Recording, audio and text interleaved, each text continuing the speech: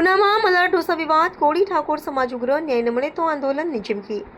મલાર ઢોસા વિવાદ મામલે ઉના શહેરમાં તળાવ કોળી ઠાકોર સમાજ ઉગ્ર વિરોધ પર ઉના શહેરના મલાર ઢોસા વિવાદે ગંભીર સ્વરૂપ ધારણ કર્યું છે.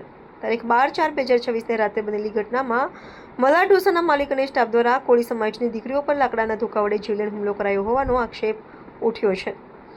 આ બનાવને પગલે કોળી ઠાકોર સમાજમાં ભારે રોષ ફેલાયો છે અને સમાજના આગેવાનો દ્વારા પોલીસ કાર્યવાહી પર સવાલો ઉઠાવવામાં આવ્યા છે. આગેવાનોના જણાવ્યા મુજબ નોંધાયેલી એફઆઈઆરમાં મુખ્ય આરોપીઓનો સમાવેશ કરવામાં આવ્યો નથી, તેમજ ઈજાના આધારે લાગુ થતી ગંભીર કલમો પણ ઉમેરવામાં આવી નથી. ઉપરાંત ઘટના સ્થળના સીસીટીવી ફૂટેજ જપ્ત ન કરવાના મુદ્દે પણ પોલીસની કામગીરી પર શંકા વ્યક્ત કરવામાં આવી છે.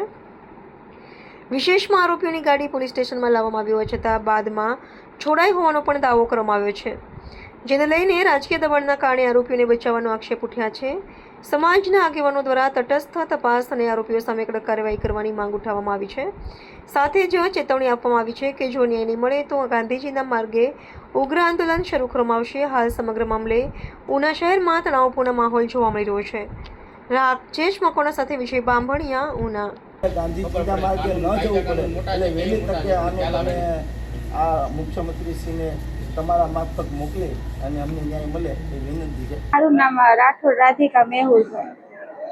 શું સમગ્ર ઘટના બની છે?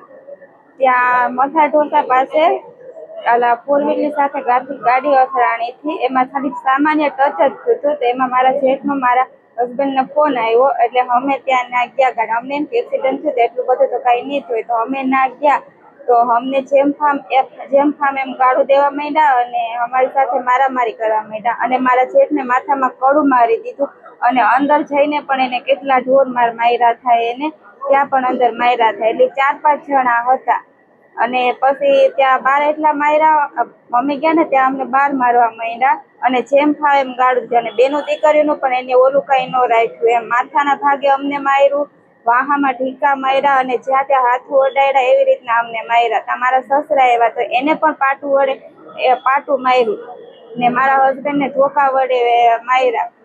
એમ જેમ ફાવે એમ બધીને મારવા માંડ્યા. બેન, તમારી માંગ શું છે?